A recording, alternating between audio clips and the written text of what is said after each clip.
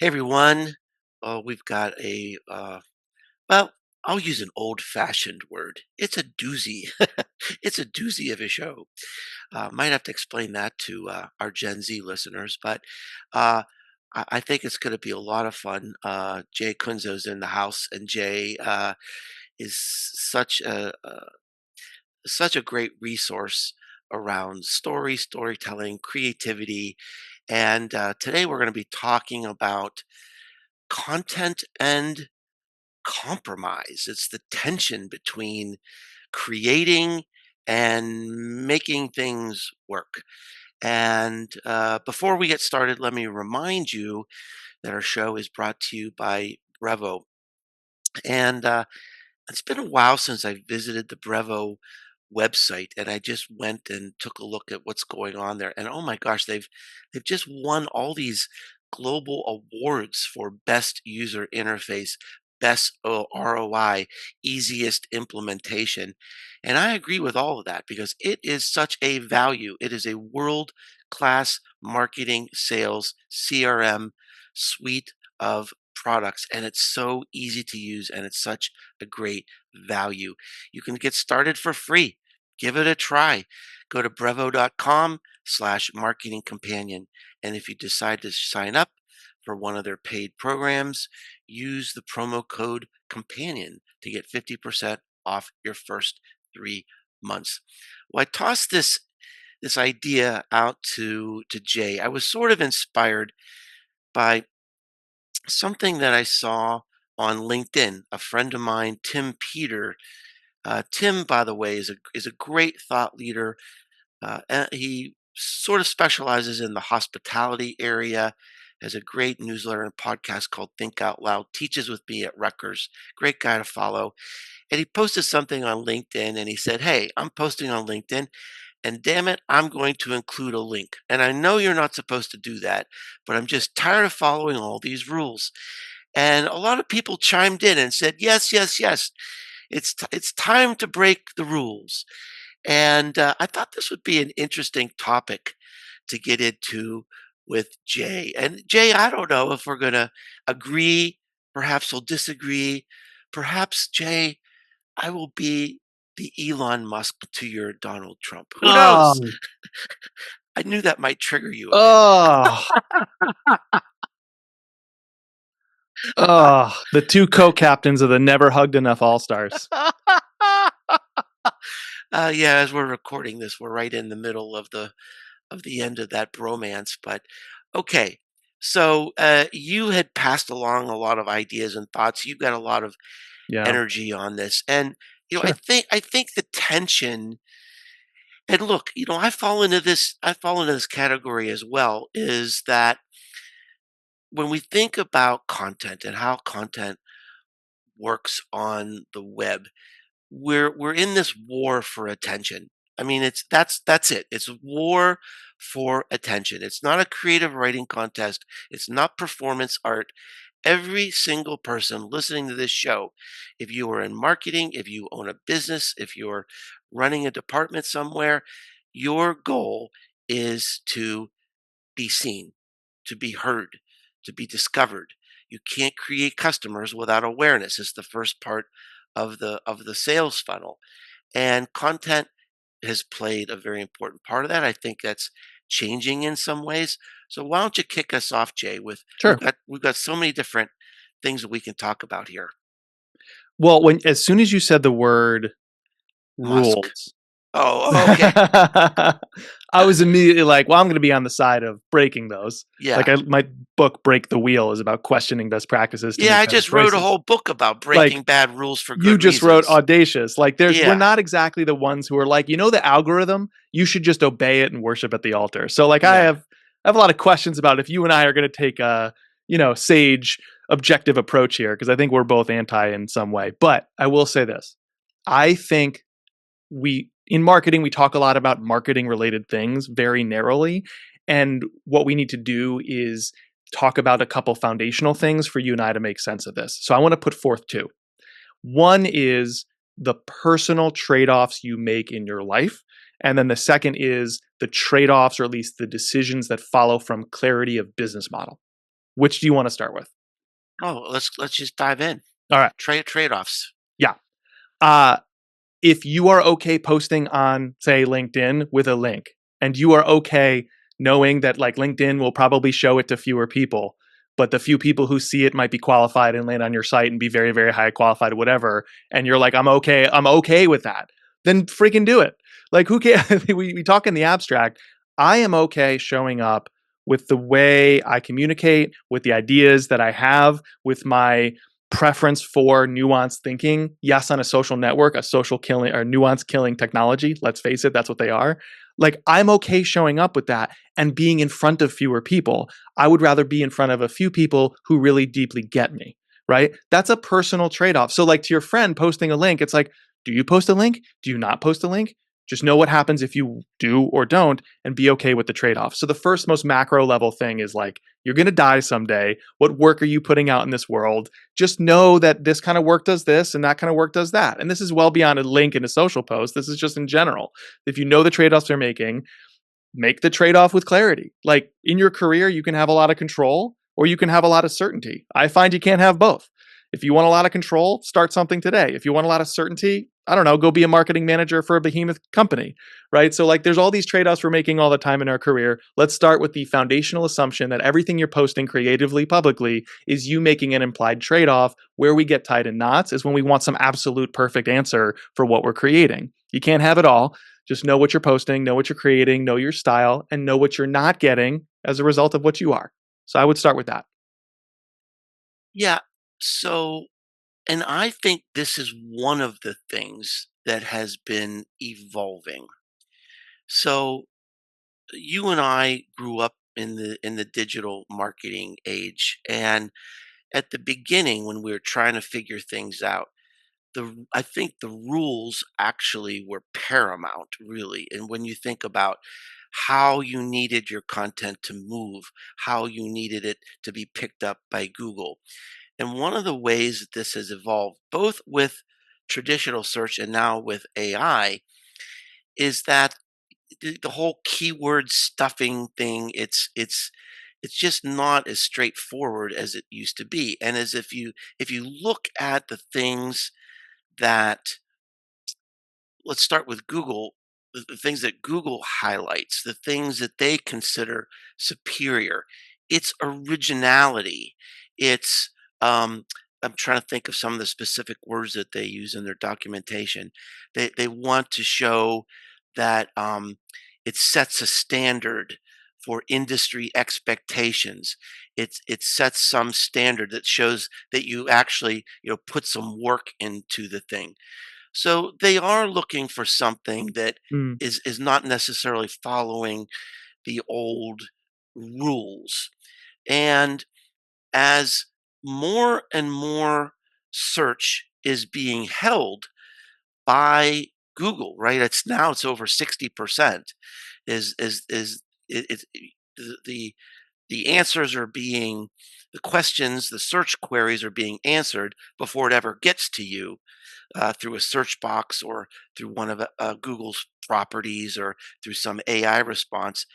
Well, then uh, this idea of do you attract business by connecting to the algorithms, or do you get business by earning it on your own? Yes, Right. And so, 100% that. yeah. So, I mean, to me, when I teach content marketing, I have I guess it's a Venn diagram, and one is, SEO, uh, content for search, and one Yeah. is content for authority, where you develop your own audience, Hmm. and then you don't need that. I mean, I Yeah. sort of give a hat tip to search. I'd like to hear your ideas on that. I mean, Sure. I don't ignore it, but I think increasingly earning your earning your audience, finding the audience who loves you, who has some predisposition to buy from you, to love you and support you, whether Yeah. you're an individual or a business. I think that is one of the massive changes, is that the scale, in my view, is tilting from emphasis on content working for search to emphasis on content working for authority, where you don't Yeah. need those algorithms anymore. That's interesting. I'd sort of like, my business got a lot easier the last 2 years, Mark, is when I could finally summarize the macro level benefit for all my clients for what I do. Because I teach speaking, storytelling, and messaging, consult Hmm. it, teach it, etc. And it's the difference between constantly chasing attention and being highly sought. And like we all want the latter, I think, is to be highly sought, to have more people come to you and like break down doors or say, I thought of the category and you were the first brand I thought of or whatever. Like we all want these benefits, but Hmm. I don't think the things that work in an algorithmic sense or the things that all these channels are rewarding are the things most conducive to that. Here's what I mean. If you sell a commodity, tissues, soap, whatever, fine, have at it. I can get it anywhere and you're anywhere. Fine. Okay. Most of us are not that. You and me, Mark, we sell services. Like we sell premium price things to premium decision makers. I don't see premium thoughts spreading rapidly across LinkedIn. I see the death of nuance. I see sensationalism. I see clickbait. I see 101 level tactics. If I were to just trade in those things, I would actually repel my clientele. And so this comes Hmm. back to my other point, which is like business model. My business model is to attract a few premium buyers every month or quarter, and I have a great year. If you're an agency, if you sell services, if you're an education company, like most of us are not looking for a huge amount of traffic to have a good year. Those that do, you're probably anchoring to discovery platforms more than I am. Like I can actually close down my social media and have a very good time of it. Like social is not a discovery vehicle for me. I can talk about what it is for me, but it's not a way to get in front of my buyers for the first time.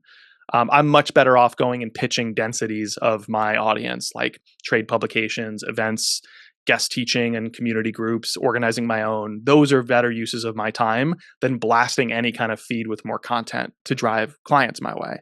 So your business model can be very relationship forward, or it can be very traffic forward. It's usually not both, because you then have a premium product if you're relationship forward, or a kind of low dollar product or service if you're traffic forward. And so like if you have a business model conducive to relationships, I actually think you can post things that are purely your creative ideas packaged in a way that people can understand them, but not in Hmm. a way that an algorithm has to pick them up. I think that's an interesting filter.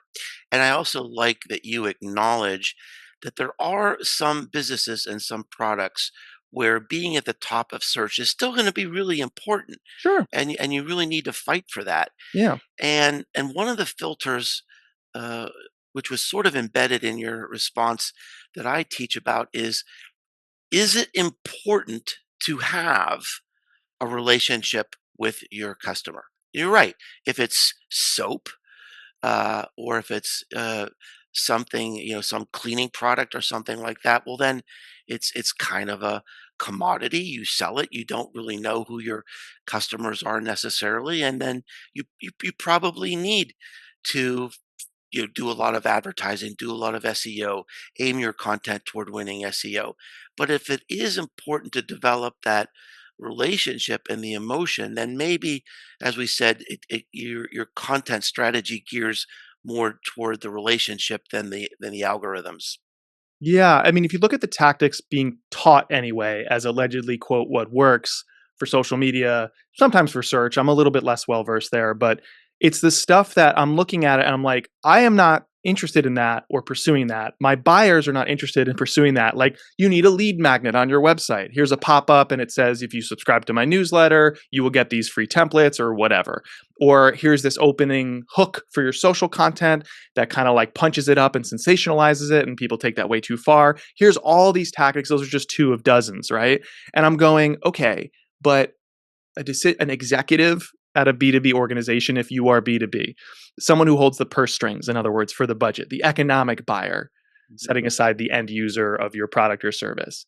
They're not interested in that stuff. They're not falling victim to sensationalism and clickbait like that. They don't believe in magic solutions to 10x their business in 10 seconds. Like, who is this stuff working on? Like, extrapolating out social media being the way it is, driving followers and traffic actually puts you further from being considered like a serious strategic voice for people who hold the budget purse strings or who are soloists who might buy from you. Like in my world, I look at those tactics, I'm like, cool for other types of businesses. I sell to people with significant experience, whether you're an in-house leader or yourself are the business. If I did that stuff, they would be like, "Oh, I guess Jay is not someone I should trust with my business because I work on a Hmm. foundational part of their business or their personal platform." So I'm like, "That's quote what works, I guess, but for whom?" They're saying it's what works on a channel. I'm like, I'm not interested in being good at the channel. I'm interested in being good at building my business. Go back to that route, and now you can make these choices a little bit more clearly, I think. That is the single biggest myth and toxic element in business today.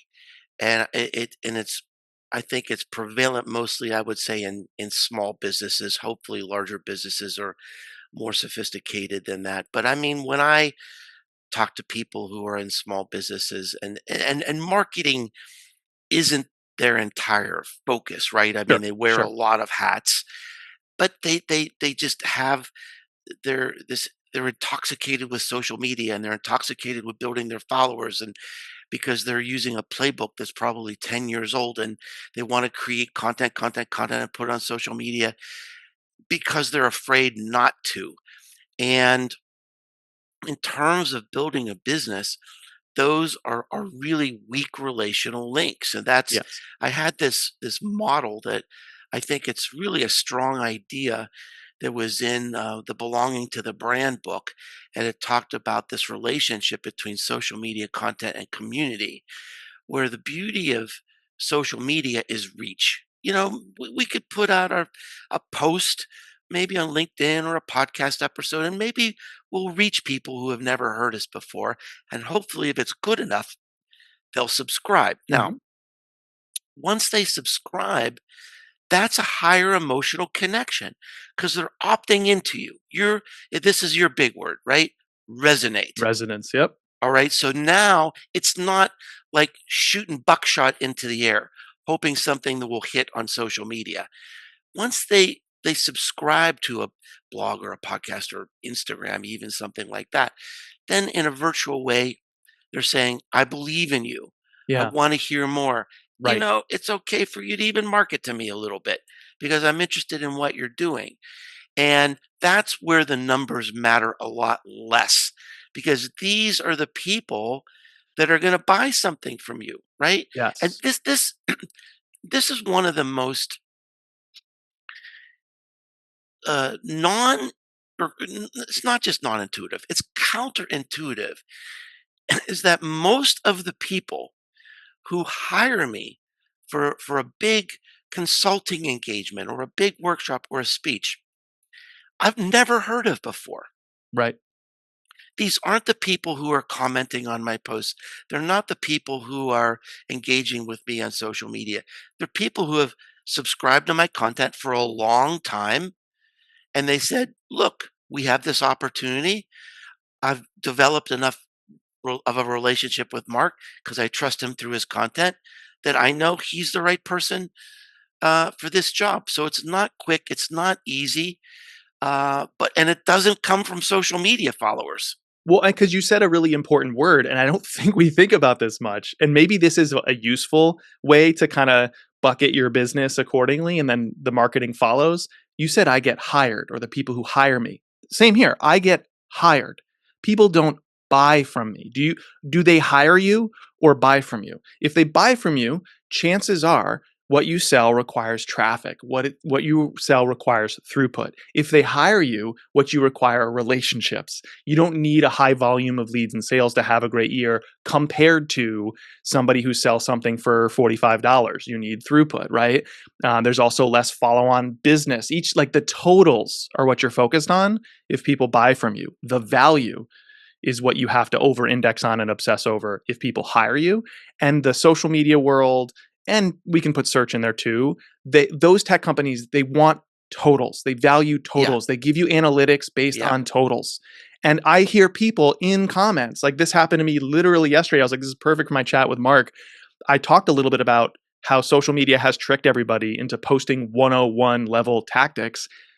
because they want engagement and reach, and you're enticed by it. But teaching a 101 level class at a university, more students than teaching the advanced, master's class or PhD program. I'm like, I need to be leading executive forums, metaphorically speaking.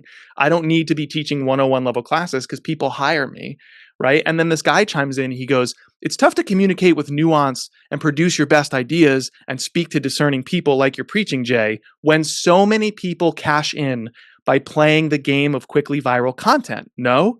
And I'm like, you're basing that on nothing. You're basing that on posturing, on the public perception that because they get a lot of comments or likes or followers, that they also have a good business.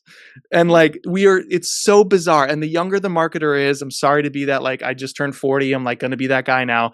Like, it seems like the younger generation of marketers have been red pilled did you just into turn thinking. 40? Did you just turn Well, I'm 40? close to it. Not yet. I Okay. said that for gravitas because people Okay. on the audio version can't see my gray hairs, but I Yeah. got them. Because I would have guessed you were a lot older than that, honestly. But Oh, God. You're pushing. I was on a roll, and now you've just pushed me off my game. All right, let me land the plane yeah, land the plane. Sorry. because I'd love to hear your take on this. I am so worried that there's this whole generation of marketers that they believe success in business equals social media success or marketing success equals social media success. I see this all the time. It's like they can't even see how to reach and communicate with and resonate with a buyer if not on these channels. I'm like so worried that that's just become marketing. And I'm like, no, Yeah. it's not. For a specific business or a specific use case, maybe. But for most Right, of us, right, it's right, not. right. I'm glad you said that because there are exceptions. There Of are. course. Of There are. course. And so I got to be very, very careful not to have any sort of blanket statements. But first, I'd like to agree with you, and I want to follow it up with a question about what is like sort of the metric that you do follow. What Oh, is I'd love to important to talk you? about that. Yeah. Yeah. But I mean, look, I recently wrote about this where for many, many businesses, engagement is maybe their most important metric. And I think for some reasons, for one reason, is because it's easy. I mean, it's easy to measure. But I just had an example where I had sort of a controversial post on LinkedIn. I didn't think it was controversial, but people responded in Sure. mostly positive ways, but also some negative ways, and it got like hundreds of comments. And because I'm I'm a nice guy, I'm a polite guy. I'm honored if someone takes their personal time to say something back to me. I mean, to me, that is just an incredible honor. And I don't know, maybe I take it too personally, but I want to respond. Sure. It's just like, look, if you care enough, I'm going to care enough back. And I mean, I spent 10 days responding to this. Now, in some businesses, they would look at that number on a bar chart and they say, "Holy cow, we are driving engagement. Our business must be soaring." And look, and all this time I'm engaging, I'm not doing other things to make money for my business. Sure. You can engage yourself broke. So, and again, there are exceptions, and especially sometimes with influencers. So I want to be careful about that. Huh. So let's talk about, what do you measure? Yep. What's your most important metric? Yeah. There's like a sort of relationship building or trust building metric. And then there's like the business metric, right? So there's sort of like the Hmm. indicator and then the real thing. The indicator is if it's not an acronym, it can't be taken seriously. So the metric has to be an acronym. I call it Oh, jeez. URR. You've seen this, right? It's like especially like if you've just been in business a while, you're like, I guess we got to communicate with like this to be taken seriously. It's like someone Yeah, came up to me after a workshop. They're like, you communicate in such normal language, I Jay. know, I'm but like, almost anybody that uses an acronym, yeah, I immediately dismiss it. yeah, completely. So it's a little tongue in cheek, but I call it URR, unsolicited response rate. Mm, What I want to do is not game the system and ask for a response because that yeah. muddies my data. What I do is in my podcast, in my newsletter, in my speaking, even on social, I'm never like the frenetic YouTuber. Who do you think will star in the next Marvel film? Drop a comment because they're just trying to game the algorithm. I'm Hmm. trying to build relationships. So, what I want to know is I just posted something anywhere, pick a project. Does this idea compel a response? Does it, just by putting it in front of you, have I taught you something, connected with you? Is it actually doing the job of adding value and communicating in a way that seems like it's me enough for you to respond and start engaging? Because I need to deepen a relationship. Mhm. And I'm not going to ask for it. I'm not going to say, what are your top 3 reasons for not telling stories after I teach you something about storytelling? I'm just going to put this out. And if I get a response, that is signal that I should do more with that idea, because I want to Mhm. develop IP, not just content. So Mhm. that's the strongest indicator Do of, you do is you my weight content do you working? do you weight the signals like an Yes. email versus a Yes. yeah, that's What type of interesting. response matters more to me than Yeah. where it happens? Because I Mhm. think all these channels of where it happens is kind of blended in people's minds. Like me talking to you over email, I can say more private things maybe, but I can also just communicate with you on LinkedIn. And Mhm. what's the sign of a greater friendship today, Mark, than communicating in multiple places with the same person, right? Mhm. So I weight it by type of response, and it's a scoring system. One point is like a nice compliment. Thanks, this was great. All the way on the other extreme, 6 points is they build on what I said with their own story back. Yeah, that's sweet. Because and there's a range of those 6 bullets, and we can talk about it. But what I'm looking for is, you invested reputation points and time.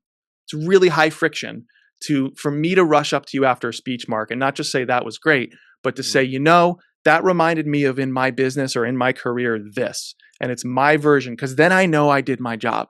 Because you telling a story is so personal to you, and you have Mhm. personalized my thinking to you. I crushed it.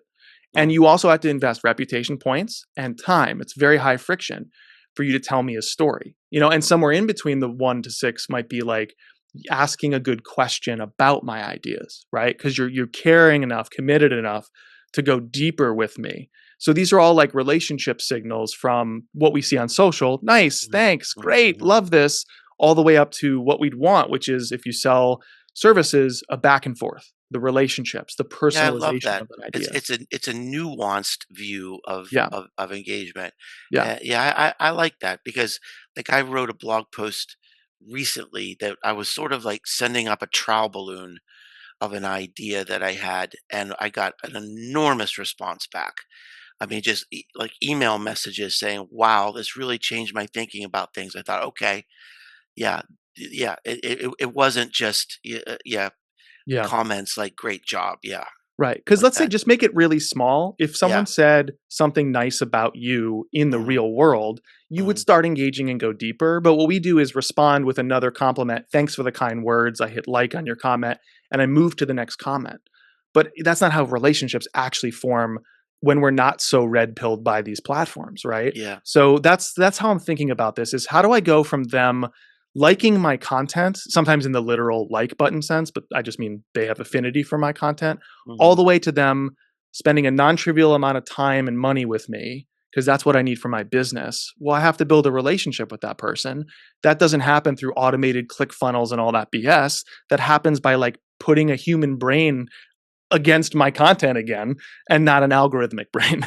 yeah, so URR is a leading indicator Unsolicited response, right? And if you notice it's a that leading number indicator 6, it's a leading indicator to relationships. yes, and Yeah, then that number 6 is the most points I give myself. Mark built on my ideas with his own personalized application mhm, or stories. He's mhm, one step removed from wanting me to work in that reality with him as a mhm, consultant or implementer of these ideas, right? Because we're mhm. talking about your reality and what I made you think of.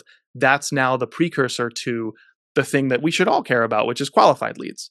Now Not lead did you leads, mention qualified. there's a second metric? That's the one, qualified leads. Oh, qualified. Yeah, so Yeah, the leading qualified, yeah, indicators are all audience centric. They're all yeah, like, am I building trust? Is my idea compelling? Response in and of itself? Because then I can use more content and projects to disseminate that idea around my platform publicly, to mhm, turn that concept into a framework or something. I can invest in those ideas with confidence because mhm. I can measure the response rate as, higher resonance than just a nice comment. So do And those are you precursors to you getting on a call with me or going mhm. back and forth with me, which itself is a precursor to a proposal. Do you literally, like, have a tally sheet for URR?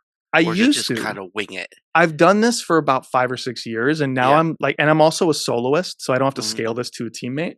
So right, I can kind of sense it now. But I honestly, in my more confused moments, I will go back to the Yeah. spreadsheet where I track this and be like, oh right, that's what I should be hunting for, Yeah. not some rant on LinkedIn that catches fire and I get a bunch of people commenting who clearly will never work with me. Like I Mhm. should be hunting for that kind of reaction instead. Well, I like how this ties into when I teach my personal branding class. I actually have a spreadsheet to track qualitative measures Yeah. like comments, like questions. Hey, I saw this Right. content that you did and it made me think of, this question. That it shows that it's working. It shows that you're provoking thought. You're becoming a thought leader. Maybe you're Yeah. creating tension out there, which Right. is part of being a thought leader. Yeah. My most important metric, and this is something I finally it was a point of resignation really because the other metrics were becoming so complicated. Even like I cannot even tell you authoritatively how many people read my blog because they read it in so many places. I cannot authoritatively tell you what a lot of the traffic to my website means Yeah. because it's at the this is it's such a victim of so many changes to the algorithm. If you based your success on downloads of your podcast, I mean, last year, Apple made this big change, and everybody's podcast downloads went down by a third. Does that mean you're less valuable? So the only thing I really look at is subscriptions, is how many people are subscribing to my content. I mean, Yeah. it's simple, and if it's like directionally correct that subscriptions are going up, that means I'm still relevant, I'm Yeah. still resonating, and those are people who are going to hire me. So that's I mean, it almost seems ridiculously simple, but that's Well, here's that's the the thing most though. important metric for You me. know what I found so interesting is I used to work for marketing teams at larger corporations and some startups, and you can sort of sit many degrees from revenue when that's you and measure things that are many degrees from revenue. Then I became a soloist and I'm on the hook for everything, all the Yeah. work, all the Mhm. back office, all the marketing, all the sales, all the delivery of what I've sold, everything I am on the Mhm. hook for. So I can't like lollygag. I'll pair lollygag with doozy, and Yeah. Well we need done. the Gen Z terminology defined, or we need to define it for Gen Z, maybe. Mhm. This is a podcast of the olds, is what I'm saying. Anyways, I like can't really waste time agonizing over, well, is it better to have a big social post with likes or a quiet social post with a few back and forth engagement and threaded comments? I'm like, I can't I can't play pretend marketing. I have to survive. I have to drive real revenue or Mhm. else this all goes bye-bye. And I love what I do. I don't want it to go bye-bye. So like I feel like what that causes you to do, because this is what we're talking about, Mark, is kind of step outside of like the accepted ways we practice and measure marketing and figure out, how do I grow a business? How do I measure buyers or Mhm. trust or the things that actually matter instead Mhm. of cosplay marketing? Which, Mhm. let's be honest, a lot of marketers hate it, but that's what they end up doing. Yeah, so I think what I'd like to do is wrap up. Whenever we had our email exchange, you gave me a wonderful quote Yeah. from a comedian, and Yes. why don't you wrap us up with that quote? Because Yep. it meant It's a the lot to perfect me. button. Yeah. Yeah. It's the perfect button. Back to control versus creative purity. Which do you focus on? I was at a conference from our friend Joe Pulizzi. We're actually both speaking there this August at the Mhm. Content Entrepreneur Expo in Mhm. Cleveland, sunny Yeah. tropical Cleveland. And I was there a couple years ago. Tim Washer, another pal, was interviewing a comedian named Mike Paramore. And he said, everyone thinks because I'm a comedian, my job is to make you laugh. He goes, no, my job is not to make people laugh. My job is to find the people who think I'm funny. Yeah. Yeah. I think that's a great perspective of the higher the higher role that content needs to play today. Yeah. So Jay, great conversation. I'm disappointed that we didn't get into a big fight. Someday. Someday Someday, we'll get we'll there. just keep working on it. We'll just keep working on it. And until that day, we thank you. We never take you for granted. I mean, honestly, I get a thrill from every comment, every review that people leave on the Marketing Companion. So thank you. And we'll see you next time.